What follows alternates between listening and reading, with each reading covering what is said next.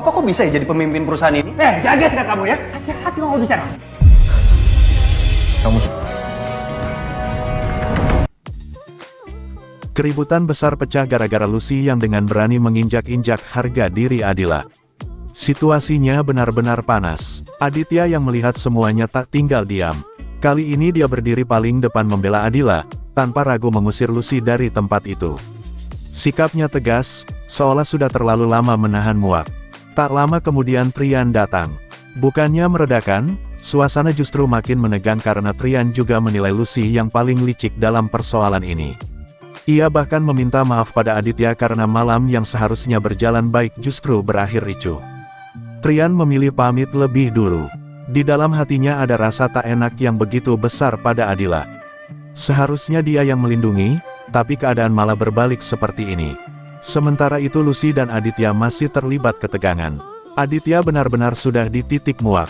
Ia akhirnya pergi meninggalkan Lucy begitu saja.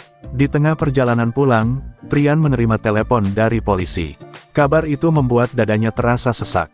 Pak Wira dirawat di rumah sakit dalam kondisi kritis, dan karena tak ada keluarga yang bisa dihubungi, nama Trian yang tercatat sebagai kontak darurat.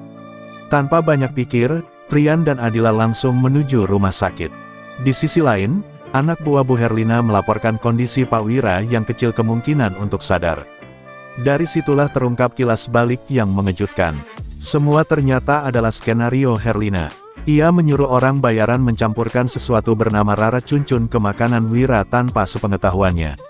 Saat Wira memakannya, tak butuh waktu lama hingga tubuhnya tumbang. Herlina merasa aman. Racun itu sudah menyebar ke saraf, membuat harapan kian tipis. Di rumah sakit, dokter menjelaskan kondisi Pak Wira yang memprihatinkan. Trian mulai curiga ada yang sengaja mencelakai, meski belum ada bukti pasti. Polisi dan perawat menyerahkan barang-barang pribadi Wira karena belum ada keluarga yang datang.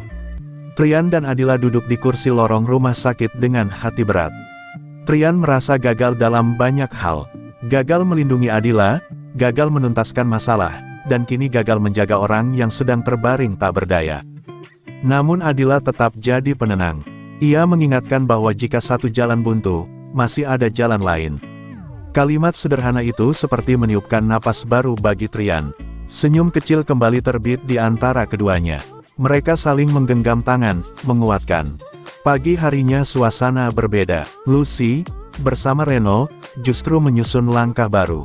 Ia mengunggah video dirinya yang menangis, memutarbalikkan fakta dan memfitnah Adila sebagai perebut tunangan. Video itu viral dengan cepat.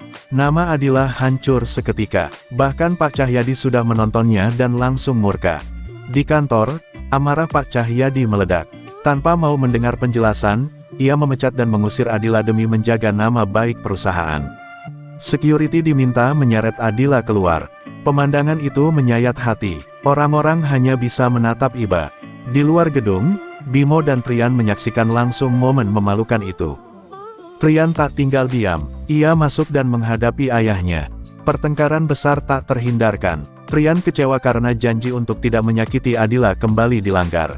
Ia menegaskan bahwa mencintai Adila bukan kesalahan. Jika Adila disakiti, sama saja dirinya yang disakiti. Kata-kata itu membuat suasana makin panas. Di balik pintu, Herlina justru tersenyum puas melihat konflik ayah dan anak. Sementara itu, Aditya yang mengetahui aksi Lucy langsung emosi. Ia mendatangi Lucy bersama Nina. Pertunangan itu resmi dibatalkan. Lucy kehilangan segalanya dalam satu waktu, meski masih saja bersikap seolah dirinya korban. Adila yang terpuruk memilih duduk sendiri di taman, mencoba mencerna semua tatapan sinis dan bisik-bisik yang menghancurkan harga dirinya. Trian melihatnya dari kejauhan, tapi sebelum sempat mendekat, Aditya lebih dulu menghampiri dan meminta maaf. Ia berjanji membantu membersihkan nama baik Adila. Momen itu justru memancing cemburu Trian. Ia datang dengan emosi yang belum reda, membawa Adila pergi. Di dalam mobil, suasana canggung terasa kental. Adila masih tersakiti, Trian pun diliputi rasa takut kehilangan. Meski begitu, Trian tetap menggenggam tangan Adila, berharap semua badai ini tak merenggut mereka. Episode ini benar-benar menguras emosi. Adila difitnah, diinjak harga dirinya, tapi masih ada yang percaya dan berdiri di sisinya. Trian dan Aditya membela dengan cara masing-masing. Sementara Lucy terus menggali lubang untuk dirinya sendiri. Kini yang jadi pertanyaan, sampai kapan kebohongan itu bertahan sebelum kebenaran akhirnya menang?